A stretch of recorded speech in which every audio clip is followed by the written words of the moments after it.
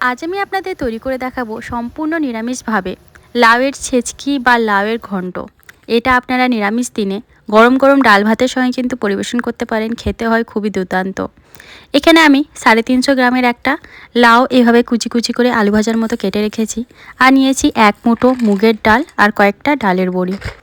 এখানে একটা মশলা রেডি করছি, তার জন্য নিয়েছি 1 টেবিল স্পুন গ্রেট করে নেওয়া আদা।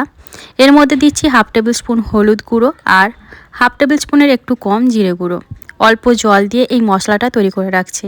এখন গ্যাসের ওপরে একটা কড়াই বসিয়ে প্রথমেই মুগের ডালটাকে শুকনো খোলায় একটু ভেজে নেব। ওই 1-1.5 মিনিটের জন্য ডালটাকে একটু ভেজে নিতে হবে। যখন ডাল থেকে সুন্দর একটা গন্ধ বেরোবে তখন ডালটাকে নামিয়ে একবার ধুয়ে নেব। তো দেখুন ডালটাকে আমি নামিয়ে ধুয়ে রেখেছি। এখন কড়াইতে দিয়ে দিচ্ছি অল্প পরিমাণে সর্ষের তেল। এর মধ্যে এখন আমরা ডালের বড়িগুলোকে ভেজে নেব। তো দেখুন ডালের বড়িগুলোকে একটু লাল করে ভেজে নিয়েছি, ভাজা হয়ে গেছে, এখন তুলে নিলাম। কড়াইতে দিয়ে দিলাম 1 টেবিল স্পুন সর্ষের তেল। এই রান্নায় কিন্তু তেল খুব বেশি লাগে না, খুবই সামান্য পরিমাণে তেলে এই রান্নাটা হয়ে যায়।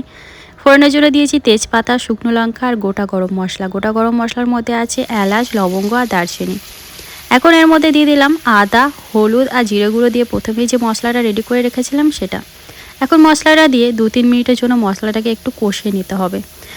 তো দেখুন মশলাটা কিন্তু কষানো হয়ে গেছে, মশলাটা একদম শুকিয়ে গেছে। এখন এর মধ্যে দিয়ে দিচ্ছি খুবই অল্প পরিমাণে জল। এরপর এর মধ্যে দিয়ে দিচ্ছি আগে থেকে মুগের ডালটা যেটা ধুয়ে রেখেছিলাম, সেই ডালটা এর মধ্যে দিয়ে 1 মিনিটের জন্য একটুখানি নাড়াচাড়া করে নিচ্ছি। এখন এর মধ্যে অ্যাড করে দিচ্ছি কেটে ধুয়ে রাখা লাউটা। পুরো লাউটা এর মধ্যে আমি দিয়ে দিলাম। এখন ভালো করে সমস্ত কিছুর সঙ্গে লাউটাকে একবার মিশিয়ে নিচ্ছি। ঢাকা চাপা দিয়ে এখন রেখে দেবো আমি 2 মিনিটের জন্য। এখন আমি রান্নাটা করছি মিডিয়াম ফ্লেমে। ঢাকনা খুলে এর মধ্যে দিয়ে দিচ্ছি পরিমাণ মতো লবণ। লবণ দেওয়ার পর একবার নাড়াচাড়া করে আবারও এটাকে আমি ঢাকা দিয়ে রান্না হতে দেবো যতক্ষণ আর লাউটা কিন্তু একদম নরম হয়ে আসছে। মিডিয়াম ফ্লেমে মোটামুটি 8-9 মিনিট কিন্তু টাইম লাগে লাউটা সেদ্ধ হতে। তো মাঝে মাঝে একবার ঢাকনা খুলে নাড়াচাড়া করে নিতে হবে।